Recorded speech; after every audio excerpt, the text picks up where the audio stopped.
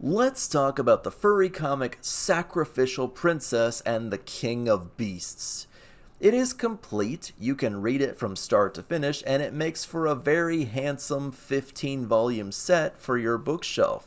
Personally, I enjoy shorter manga like this as they tend to tell better stories instead of droning on and on and on without ever actually really going anywhere.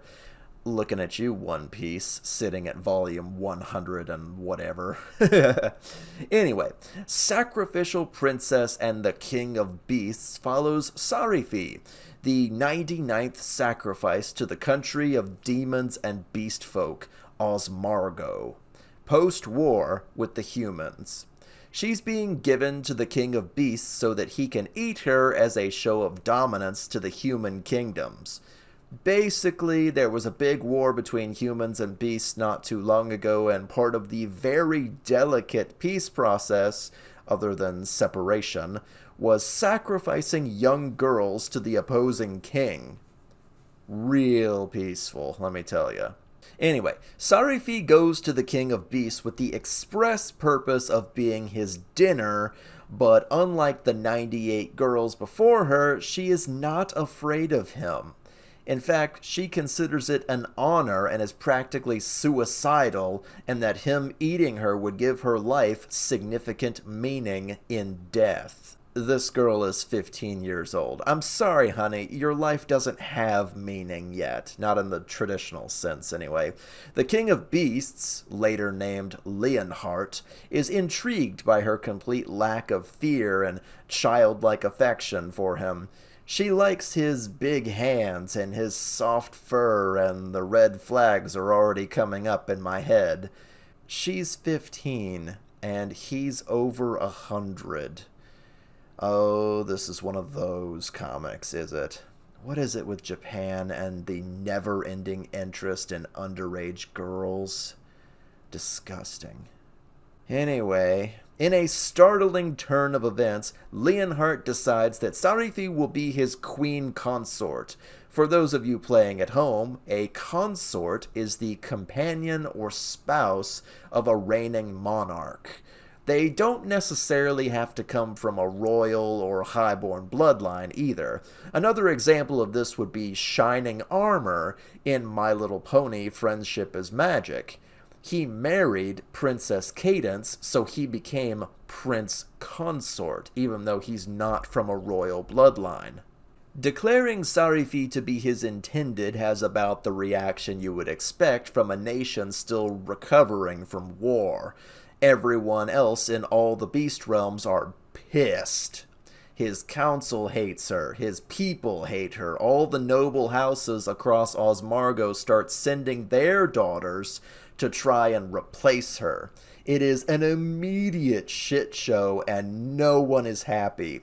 Has the king lost his damn mind?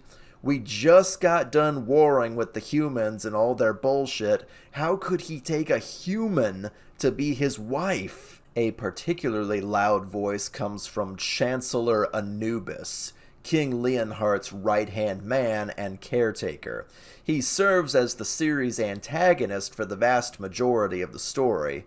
And you'll notice I say antagonist and not villain. He's not out to murder her, at least not yet, and tries to serve as the devil's advocate at Leonhardt's every move when it comes to his choice of wife. He's always presenting her with challenges, tasks, and other nearly impossible things that surely she'll be able to do if she's worthy of being the queen of beasts. After the initial firestorm that the king shouts down, Sarifi's quest truly begins. The series follows a very strong formula, which I'll outline right here. I call it the Don't Be Racist Circle. Step 1. A problem pops up with someone that Sarifi wants to solve but can't because they don't want a human's help. Step 2. Sarifi helps them anyway. Step 3. They're really shocked that a human was able to solve their problem or was even willing to try since she's not a beast like them. Step 4. Sarifi basically tells them not to be racist, and they decide that they like her. Go back to step 1 and repeat the cycle. That's about 90% of the series. It's formulaic, but it's not a bad formula to have. Seeing the future queen of the land deal with different people from different tribes is always interesting, and she gathers up a small but interesting group of friends and allies along the way.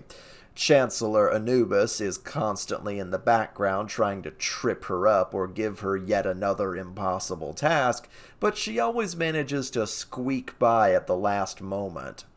Now, don't get me wrong, Sacrificial Princess and the King of Beasts is a very political story. Lots of standing around arguing and talking. Can Sarifi step into the role of queen? Does she have the right to, just because the king picked her? Can she fulfill the expectations and traditions of a country that she's never been to before? With people from every tribe trying to assassinate, replace, or reject her, will she even make it to her own coronation alive? Will Leonhardt be swayed by older, sexier women that want a piece of him in the meantime? Can she repel unwanted suitors that could simply tear her in half and step into her role as consort? All this and more, certainly, but it is fascinating to watch it unfold. Osmargo is a unique country with holidays and laws and traditions and more that must be respected and carefully followed. One wrong move could demonize the young lady in the eyes of the people, and Leonhardt would be forced to pick another consort to placate the masses. 15 volumes of manga felt like plenty of space for Sarifi's trials and tribulations on her way to the throne. The series doesn't feel like it overstays its welcome, and it ends before becoming too tiresome or complex in its own lore and rules, which honestly I appreciate. I like stories that have a beginning, a middle, and an end that don't drag on and on and on. I will, however, address the elephant in the room directly, as I had some serious concerns with Sarifi's age and the concept of a romance with someone who is over a century old. Japan's disgusting CP habits aside, the romance in this series is more storybook-like. There's no kissing or sex or anything physical, really. It's more like hand-holding and talking about your problems and encouraging each other. Like a platonic romance, if that makes any sense. The series could do with a time skip to age Sarifi up, in my opinion, but again, that's just my opinion.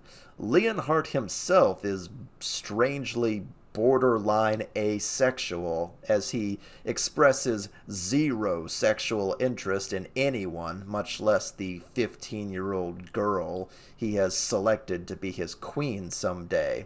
I mean, he's a king. He can have whatever woman his heart or his dick desires, and there are women in this series that are throwing themselves at him. But no, not only does he never exhibit any interest in beastfolk women, he doesn't even seem to have a libido to speak of.